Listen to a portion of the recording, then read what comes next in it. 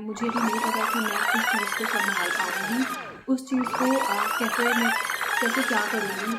अभी मैं खुद उस चीज़ को लेकर कन्फ्यूज़्ड हूँ। जिस टाइम मुझे लगेगा कि हाँ, I am very much confident about me और इन सब चीज़ों को लेकर कि हाँ, मैं ये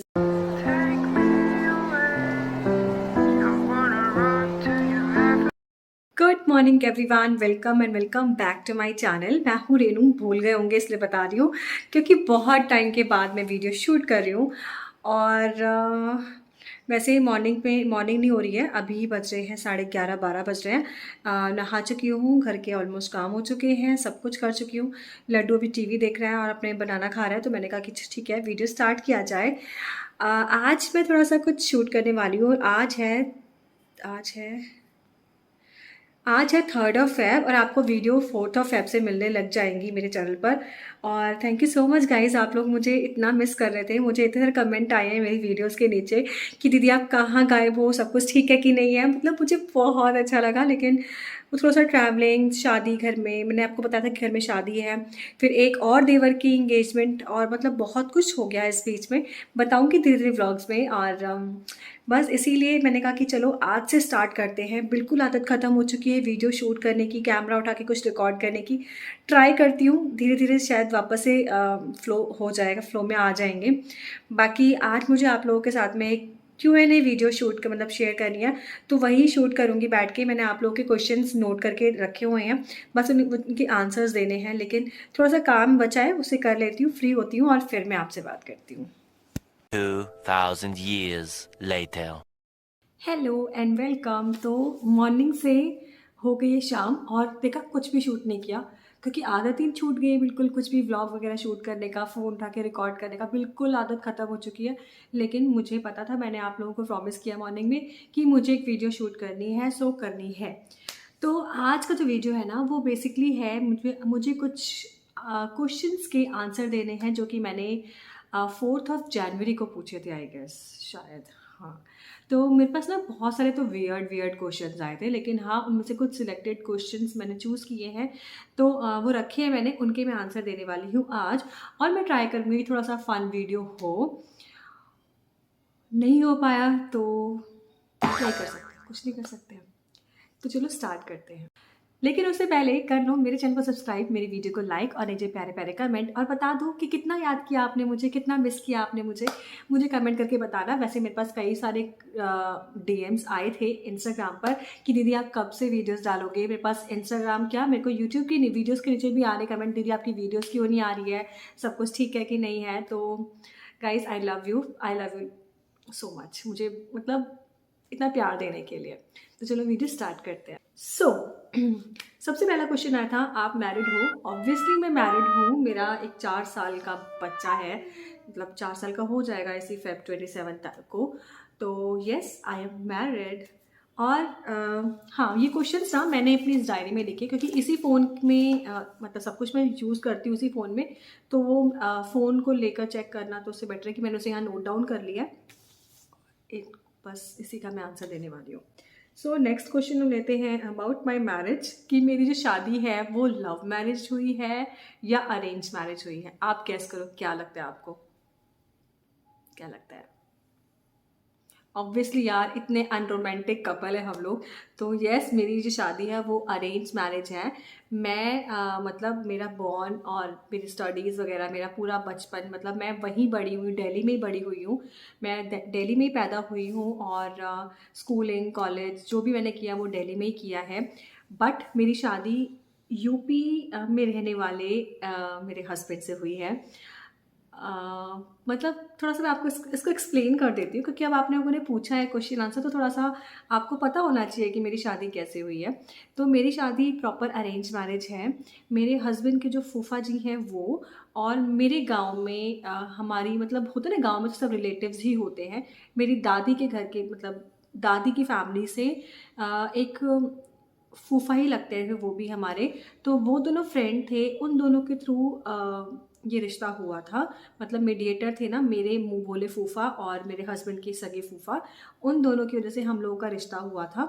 और बस बहुत ही मतलब स्ट्रगल वाली शादी रही है हमारी, बहुत ही ज़्यादा स्ट्रगल किया है, बहुत ही ज़्यादा मैंने अप एंड डाउन्स देखे थे अपनी शादी होने से पहले ही। इस शादी को पूरा होने में मतलब उसके लिए मैं कभी अलग से एक वीडियो बनाऊंगी अपनी शादी को लेकर। फ़िलहाल इतना ही है कि हाँ, अरेंज मैरिज है और बस चल रही है, कट रही है। तो अब आता है क्वेश्चन नंबर 3। मेरी क्वालिफ़िकेशन के बारे में पूछा हुआ है कई सारे लोगों ने कि मैंने क्या पढ़ाई की है, मैं कितनी क्वालिफ़ाइड हूँ। तो सीरियसली बताऊँ, मेरा पढ़ाई में बिल्कुल भी इंटरेस्ट नहीं था, कभी भी इंटरेस्ट नहीं रहा है। नहीं रहा था, पता नहीं क्यों, बस मेरा मन नहीं लगता था पढ़ने में। मतलब ऐसा नहीं कि मैं बिल्कुल ही अम, ऐसी स्टूडेंट थी, नहीं, मैं ठीक ठाक थी, एवरेज थी, हर चीज़ में एवरेज थी। लेकिन हाँ, मैं ये नहीं बोल सकती कि मैं टॉपर थी, मैं फलाना थी, मैं ढिमकाना, ऐसा कुछ नहीं है। मैं मतलब मुझे था कि जिस चीज़ में इंटरेस्ट नहीं है तो उस चीज़ को करना ही क्यों है। फिर भी मैंने अपना बीए ग्रेजुएशन कंप्लीट किया। उसी के साथ साथ ही मेरे मेरे फादर चाहते थे कि मैं गवर्नमेंट टीचर बनूं या टीचिंग लाइन में जाऊं, तो उन्होंने मुझे प्राइवेट इंस्टीट्यूट से पीटीटी यानी कि प्राइमरी टीचर ट्रेनिंग का कोर्स करवाया, जो कि 1 साल का था, जो मेरी ग्रेजुएशन के साथ ही चल रहा था। मैंने 1 साल का वो कोर्स किया। तो उस इंस्टीट्यूट में इस कोर्स के साथ साथ एक ECCE का कोर्स था, अर्ली चाइल्ड केयर एजुकेशन, जिसको हिंदी में आंगनबाड़ी बोलते हैं ना, उस चीज़ का कोर्स था, जो कि इग्नू यूनिवर्सिटी से था, गवर्नमेंट रिकॉग्नाइज था। लेकिन पीटीटी जो कोर्स था वो प्राइवेट था। तो ये दोनों कोर्स मैंने किए थे, लेकिन मतलब मैंने बोला ना, पढ़ाई से मेरा दूर दूर तक कोई नाता नहीं था। इसलिए मैंने टीचिंग लाइन भी, मैंने टीचिंग भी की है, ऐसा नहीं टीचिंग नहीं की है, मैंने टीचिंग की है। लेकिन उस चीज़ में इंटरेस्ट था नहीं, तो मैंने आगे कंटिन्यू नहीं किया और ग्रेजुएशन के बाद मैंने कोई भी एक्स्ट्रा क्वालिफिकेशन नहीं की है। So next question. तो मुझसे पूछा गया है कि मैं कहाँ से हूँ। मैं कहाँ से हूँ, तो मैं शादी से पहले तो दिल्ली से थी।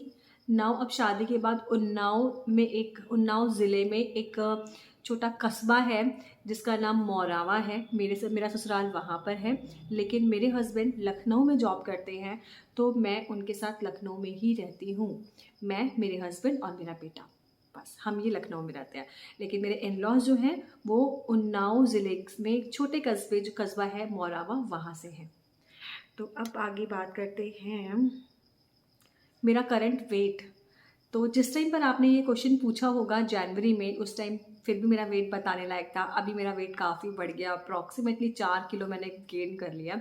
I was 54 kg, now I am 57.55। कभी हो रहा है 56, मतलब 57.55 हो रहा है, कभी 65 हो रहा है, कभी 75 हो रहा है। आप मान लो 57 से 58 के बीच में आ गया। मतलब इट्स टू मच, मैंने बहुत ज़्यादा गेन कर लिया है और ऑलमोस्ट 4 to 5 kgs मैं गेन कर चुकी हूँ इस बीच में, क्योंकि बहुत ज़्यादा ट्रैवलिंग किया है मैंने।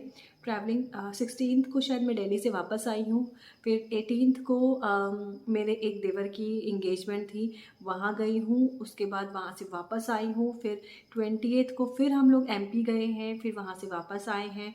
उसके बाद फिर मैं रायबरेली गई हूँ एक शादी के लिए, मतलब मेरे देवर की शादी के लिए। फिर मैं वापस आई हूँ और मतलब इतना ट्रैवल हो गया, तो खाने का कोई रूटीन नहीं, सोने का कोई सिस्टम नहीं, कोई भी चीज़ ऑन टाइम नहीं, तो ऑब्वियसली वेट बढ़ना ही बढ़ना है। और फिर इस बीच में शादी वाला फंक्शन था, ट्रैवलिंग थी, तो बहुत ज़्यादा उल्टा सीधा खाया भी है। फिर न्यू ईयर भी था, फिर घर गई थी, अपनी मम्मी के पास गई थी, तो ऑब्वियसली मम्मी तो मुझे कम खिला पिला के मोटा ताज़ा करके ही भेजती हैं, तो बस इसीलिए वेट बढ़ गया है। वो कम हो जाएगा, जब मैं रूटीन में आऊँगी ना तो वो कम हो जाएगा। तो अब बात करते हैं फैमिली के बारे में। तो मैं आपको ऑलरेडी बता चुकी हूँ, मेरी फैमिली में मेरी 2 बहनें हैं, मेरे 2 भाई हैं, मम्मी पापा हैं जो कि दिल्ली में रहते हैं।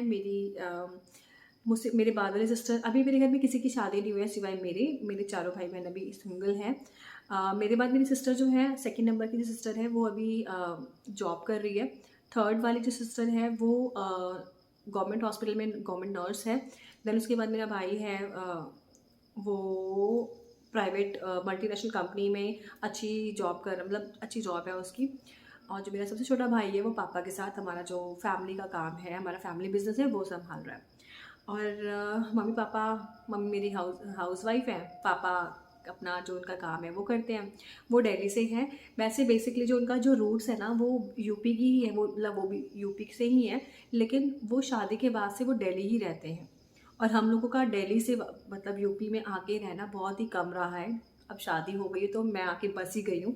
बाकी इन-लॉज़ मैं आपको बता चुकी हूँ, उन्नाव से हैं, उन्नाव के मौरावा से हैं। मेरे हस्बैंड भी वहीं से थे, लेकिन अभी जॉब पर्पज़ से हम कई सालों से लखनऊ ही रह रहे हैं। बॉयफ्रेंड, बॉयफ्रेंड मतलब क्या क्वेश्चन पूछ रहे हो आप यार? मतलब मैं शादीशुदा, एक बच्चे की माँ, बॉयफ्रेंड कहाँ टाइम है इन सब चीज़ों का? यूट्यूब की वीडियो बनाने का तो टाइम है ही नहीं, बॉयफ्रेंड बनाने का टाइम कहाँ से मिलेगा? नहीं है कोई बॉयफ्रेंड। हाँ, स्कूल टाइम का ठीक है, रहा होगा कभी या कॉलेज टाइम पे रहा होगा कभी, अभी मैं क्या ही बताऊँ। पास्ट जो बीत गया सो बीत गया। और अब बात करते हैं फेवरेट यूट्यूबर। हाँ, आप लोगों ने में से किसी ने मुझे पूछा था कि आपका फेवरेट यूट्यूबर कौन है? तो मैं आपको बताऊँ, मेरा फेवरेट ऐसा कुछ नहीं है। मैं मतलब पहले मैं फ्लाइंग बीस्ट की वीडियोज़ देखती थी। देखते-देखते फिर मैं बोर हो गई उन लोगों से, पता नहीं क्यों? मुझे 1-2 चीज़ें उनकी नहीं अच्छी लगी, तो बस फिर उनकी वीडियोज़ मुझे मज़ा नहीं आने लगा। फिर मैं सितारा यासीन की वीडियो देखती थी, वहाँ देखती थी। फिर कुछ ना कुछ होता है ना कि मतलब मैं किसी एक पर चिपक नहीं सकती हूँ कि नहीं यही मेरा फेवरेट है, ऐसा होता नहीं है मेरे साथ। तो बस अभी फ़िलहाल और लेकिन हाँ, मैंने जिस यूट्यूबर को देखकर अपना चैनल बनाया था ना, अब मुझे उसको देखकर शर्म आती है। क्या बताऊँ आपको? ये यहीं लखनऊ की है वो, उसी को देखकर मुझे भी शौक चढ़ा था यार, जब ये कर सकती है तो मैं तो बहुत ही टैलेंटेड हूँ, मैं तो हर चीज़ में उससे एक्सपर्ट हूँ। लेकिन अब देख के लगता है यार क्या देखा था उसको मैंने, मतलब एनीवेज़ मैं उसका नाम, मेरा अभी फ़िलहाल करंट कोई फ़ेवरेट यूट्यूबर नहीं है। और जिसको देखकर मैंने अपनी व्लॉगिंग और अपना चैनल स्टार्ट किया है, उसका नाम लेने में मुझे शर्म आती है, मैं नहीं ले सकती। तो बात करते हैं, हाँ, मुझे किसी ने बोला है कि उनको थायरॉइड है और ऐसे में क्या प्रेगनेंसी पॉसिबल है, प्रेग्नेंट होना पॉसिबल है? तो येस, मैं आपको थोड़ा-सा अपने बारे में बताती हूँ। मेरे घर में मेरी सिस्टर को थायरॉइड था, काफ़ी टाइम से था, मुझे नहीं था, शादी के बाद नहीं था। और मेरा बेटा जो लड्डू है, इसको आप सब अच्छे से जानते हैं। उससे पहले मैं एक बार प्रेग्नेंट हुई थी और उसी बीच में उसी प्रेगनेंसी में मुझे थायरॉइड हो गया था। और थायरॉइड का लेवल काफ़ी ज़्यादा हाई था, लेकिन वो जो प्रेगनेंसी थी वो सक्सेसफुल नहीं रही, तो वो अबॉर्शन मतलब मिसकैरेज हो गया था, तो वो चीज़ रही नहीं। और उसके बाद से थायरॉइड मुझे है। और लड्डू को मैंने अपने थायरॉइड के अंदर बिटवीन मतलब थायरॉइड रहते ही मैंने उसे कंसीव किया है, बिना किसी मेडिकेशन के, बिना किसी ट्रीटमेंट के। सिर्फ मैंने ध्यान रखा कि मेरा जो थायरॉइड लेवल है ना वो कंट्रोल रहे। हर 3 महीने में मैं अपना टेस्ट करवाती थी थायरॉइड का, कि वो बढ़े ना, क्योंकि अगर बढ़ता है तो डॉक्टर आपकी जो मेडिसिन होती हैं, जो पिल्स होती हैं, उनका डोज़ कम ज़्यादा करते हैं अकॉर्डिंगली, जितना आपका वो बढ़ा है या घटा है जो भी है। तो अगर आपको थायरॉइड है और आप प्रेग्नेंट होना चाहते हो, तो बस इतना चीज़ ध्यान रखो कि आप ना अपना थायरॉइड का जो लेवल है ना वो कंट्रोल रखो। और मेडिसिन्स पिल्स को कभी मत छोड़ो, एक दिन के लिए भी स्किप मत करो। और बस आपका थायरॉइड जैसे ही आपका नॉर्मल होता है आप ट्राई करो। हाँ, अब ये है लास्ट क्वेश्चन। तो बहुत जल्दी-जल्दी कर रही हूँ, फ़न वीडियो तो ख़ैर नहीं बन पाया, बस लेकिन था कि मुझे एक वीडियो पोस्ट करना था तो मैंने इसीलिए बना दिया। और ट्राई कर रही हूँ कि मतलब जितना हो सके ज़्यादा से ज़्यादा हो सके आप लोग मुझे समझो, मुझे पहचानो और मेरे बारे में जानो, इसीलिए मैंने ये वीडियो किया भी है। तो लास्ट क्वेश्चन है अबाउट माय सेकंड प्रेगनेंसी। मतलब यार, एक तो पल नहीं रहा है, ये सोफ़े पे सोया हुआ है अभी यहाँ पर, और आप दूसरे की बात कर रहे हो। सोचेंगे इस बारे में। पता है इसी साल मेरे हस्बैंड ने भी मुझसे पूछा इस बारे में, तो अभी आई एम मतलब नहीं समझ में आ रहा है, क्योंकि देखो प्रेग्नेंट होना कोई वो तो है नहीं कोई बड़ी बात तो है नहीं, लेकिन प्रेगनेंसी के बाद जब बच्चा आ जाएगा तो वो बहुत बड़ी रिस्पॉन्सिबिलिटी होती है, एज़ यू नो, सबको पता होगा। और एक बच्चे के साथ दूसरा बच्चा, अभी तक तो मैं अकेले थी, तो मैंने जैसे तैसे करके इतना बड़ा कर दिया इसको, लेकिन अब नए बच्चे के साथ पहले बच्चे को भी पालना, फिर उस नए बच्चे को भी पालना, फिर खुद की बॉडी को भी उतना करना, तो मेरे को बहुत कुछ सोचना पड़ेगा उस बारे में। तो बस यही वजह है, यही रीज़न है कि मैं अभी फ़िलहाल ना कंफ्यूज चल रही हूँ। लोग बोलते हैं कि 2 बेबी होने चाहिए, सिबलिंग्स ज़रूरी होते हैं बच्चों के लिए, लेकिन ठीक है, मैं क्योंकि मुझे पता है जो लोग मुझे अभी बोल रहे हैं ना कि कर लो 2 बच्चे ज़रूरी है, वो लोग नहीं आएंगे मुझे मेरे बच्चे को संभालने के लिए, या मेरे पहले बच्चे को संभालने के लिए, या मुझे संभालने के लिए कोई नहीं आता है। इवन मैं फर्स्ट प्रेगनेंसी में देख चुकी हूँ, पेरेंट्स के यहाँ से भी कोई नहीं आता है, आपके इन लॉज़ के यहाँ से भी कोई आपकी हेल्प नहीं होती है, ज़रा सी भी, ज़ीरो हेल्प होती है, ज़ीरो। तो जो कुछ करना होगा वो मुझको करना होगा। मैं मैनेज करने लायक हूँ, वो मुझे अभी नहीं पता है। मुझे अभी नहीं पता है कि मैं उस चीज़ को सँभाल पाऊँगी, उस चीज़ को कैसे क्या करूँगी। अभी मैं खुद उस चीज़ को लेकर कन्फ्यूज़्ड हूँ। जिस टाइम मुझे लगेगा कि हाँ, I am very much confident about me और इन सब चीज़ों को लेकर कि हाँ, मैं ये रिस्पॉन्सिबिलिटी ले सकती हूँ, तब डेफिनेटली मुझे भी करना है सेकंड बेबी, लेकिन अभी मैं मेंटली उतना तैयार नहीं हूँ। सो बस गाइस, आज का वीडियो इतना ही था एंड आई होप आप लोगों ने इस वीडियो में मुझे थोड़ा बहुत तो जाना ही होगा, थोड़ा बहुत समझा होगा मेरे बारे में। एंड अब मैं आपसे मिलती हूँ एक नई वीडियो में जल्दी ही, और तब तक के लिए बाय बाय। लेकिन चैनल को सब्सक्राइब करना मत भूलना, वीडियो को लाइक कर देना, नीचे प्यारे प्यारे कमेंट कर देना। And I love you guys, I love you so much, miss you.